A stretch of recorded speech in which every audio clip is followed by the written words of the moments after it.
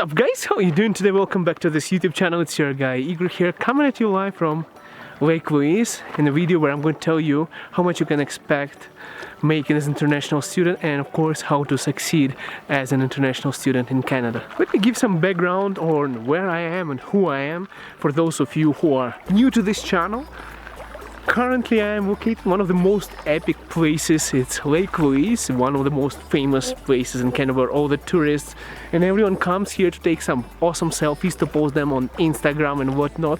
People come here from all over Canada, and not to mention all over the world. Tourists are visiting Canada just to see this awesome place. This video is sponsored by PDFelement, and why I agreed to the sponsorship is because you can edit your PDFs, make a resume on Microsoft Word. It takes hours. So you can have a professional picture here, you can edit, you can change colors, you can move things around. I really like this software, working hard. If you can just download somebody else's resume, you can just put your data into it, use their template to get a nice resume, so that's going to get you a job.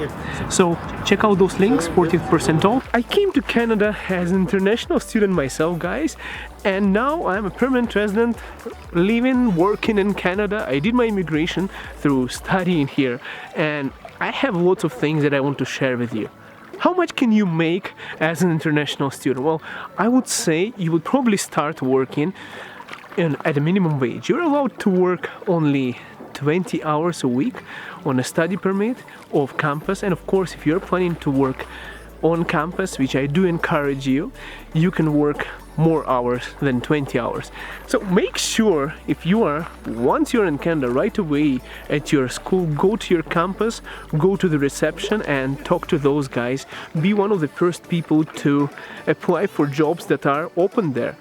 Probably want to know how much you're going to be making. Depending on the province, I would say it's closer to $15 per hour, unless minimum wage goes up.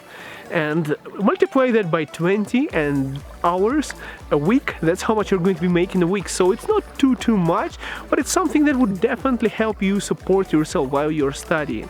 Also, don't forget to apply for your scholarship, because lots of international students, they come here to Canada and they're saying, well, I don't know if I can get a scholarship. Well, you can. You just have to be one of those first people to apply to get one. I guess I'm just going to show you something extremely cool. Look at this.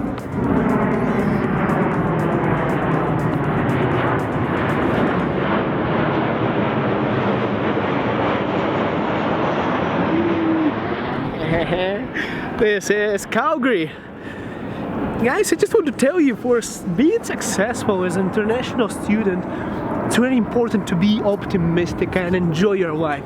And now, as soon as you are in Canada, right, you're studying here, going to school, don't forget to enjoy your time and save some money and time to enjoy it, because being a student is cool. It's a one-time in a life opportunity, and that's why working part-time, it's good. But believe me when I say you will have enough time to work in your life after graduation. And I'm not joking, because taking time off work is way harder than skipping classes, because you get addicted to money, you start making more. There are many reasons. Alright guys, I'm going to tell you a little bit about myself, because you're like, Igor, why are you keeping on talking about international students when you're driving part-time for Uber? You know, those people are like, who watch this channel, who know that I drive part-time for Uber. Guys, I do drive part-time for Uber, but I'm also working in logistics, in transportation for oil and gas company. What it means is it's a really good job in a really good company. I'm not going to say anything on behalf of my company, because this channel has nothing to do with it. I'm just talking about myself here, guys. In 5 years in Canada, I had to work bad jobs. I had to go through many struggles to get to where I am right now, and it's a really challenging industry. For those of you who don't know what oil and gas is, people get fired like that in this industry. You know, people keep on switching jobs, they get laid off.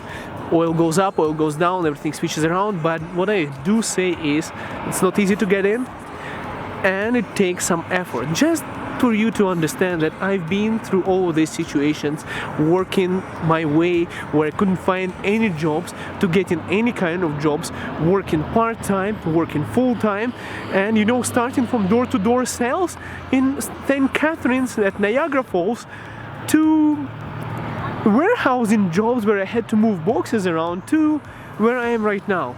And that's not bad. It was pretty fast. 5 years is nothing. How to be successful as a student in Canada, guys? Main thing is study well. Do your homework.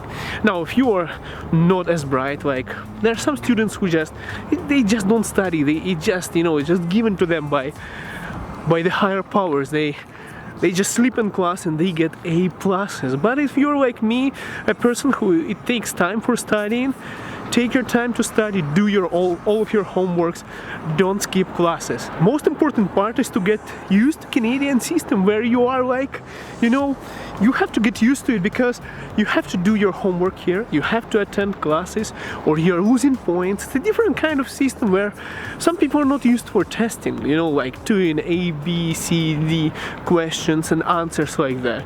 In Ukraine you just get a question and you have to go to your professor and answer, and to be honest it's like basically bullshitting your way through a professor as if you studied well and hope they're not going to figure out that you didn't study enough. But here it's more easy. You have 25% chance of succeeding, so if you don't even know something you can still choose the right answer, but you have to be used to this kind of system. And most importantly, the tests here and there, they're only a part of your score. So if you did all of your assignments, you attended the classes, and you can have enough points to pass the exam before you even take it. Remember this, guys, in Canada you can get enough points to be eligible to go to your next year by not even taking the exam in some cases, because it accumulates over the period of studying, over how you studied. And I had circumstances where I was like, I don't even need to be here because I can already get C+ by not even writing the test. And of course, guys, build relationships with your professors, because here in Canada those professors who are living here, I don't know how it works, but it works. So those guys, they can give you references for your future work, and it can be as valuable as having Canadian experience, because someone from Canada who was born and raised and a qualified professor can give you a good word for your future employer. Some big companies, and they do check references here, like they would ask you for names of people you worked with, professors from your school who can say something good about you, and they are going to call here and ask them if you were a good student and what are your good qualities, and if they think you're going to succeed on this position. And guys, trust me, you are going to get a job if you have a good professor that is going to tell them, the employers in Canada, that you are going to be definitely a valuable asset to their company. It's really important to have those connections, because if you don't, then you'd have to take any job you can and hope that your employers are going to give you good references in future, or your colleagues that you're working with. So make sure to get those relationships in place at first time. Now, a few more tips to succeed for immigration, guys. Make sure you do a research on NOC code and which occupation is going to score you your immigration. So you have to be in a B category to get your permanent residency, right, for express entry. So make sure you get the correct position. Don't go for just any kind of job. I know people who went for a door-to-door salesman. Now they have a structure that you can grow into a manager, right? But if a door-to-door salesman in Canada, you are basically self-employed, which does not go into experience for you for your immigration. If you work at customer service, it might be in a C category. Make sure you check the provincial legislation. Make sure you check the express entry, check those NOC categories, and apply for right position. So that is going to contribute to your experience in Canada to get your education done. Sometimes taking less money, but getting the right experience is the better way to go than getting more money and getting the experience that's not going to score you something in the long term. Also, make sure you keep in mind that you are in a new country. You might have to start from the bottom like I did. I had to literally start with moving boxes and mopping floors in Canada when I just started working here, before I get a better job and then a better job and then a better job to end up where I am right now. And one more thing to know, guys, you are on your own in this country. There might be not enough friends, people you know, and lots of challenges. The weather can be really depressing, and it's not always sunny as it is right now when I'm recording this video. Sometimes it's snowy and it's horrible, and you think you're on your own, and you know everything doesn't look promising. You know, employers not replying to your applications and you're stuck. Don't get discouraged. It's all an illusion, it's all temporary. You're going to be surprised how successful you're going to be if you don't lose your hope and you keep on going forward. Just, you know, do not give up, guys, and you're going to be successful in this country. You're going to find your job.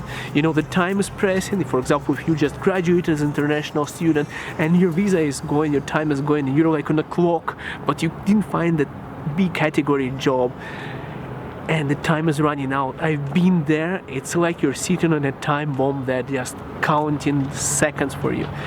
Don't be discouraged by it, guys. It's all fine. It's all good. You're going to get there. Just keep on working your way. Stay optimistic. Stay optimistic, because optimistic people are the ones who succeed here. That's true, because those people who give up, those people are the ones who do not succeed, because they just go back without even trying. And one more thing. Always aim for a higher position, for a better company. Don't just apply to any company. Envision yourself where you want to work. Think of a corporate culture where you want to be and a personality you are. Build an awesome cover letter. Make a nice resume. Use that PDFelement. My God, that lady terrified the hell out of me. She just honked. Take advantage of the software, of the knowledge of your professors, and of the situation where you're at. Because if you see yourself in the long term, in a position, in a nice company, you're definitely going to be more successful than those people who just, you know, they don't know where they're moving. If you know the direction where you're going, that's the direction for you to succeed in this new country.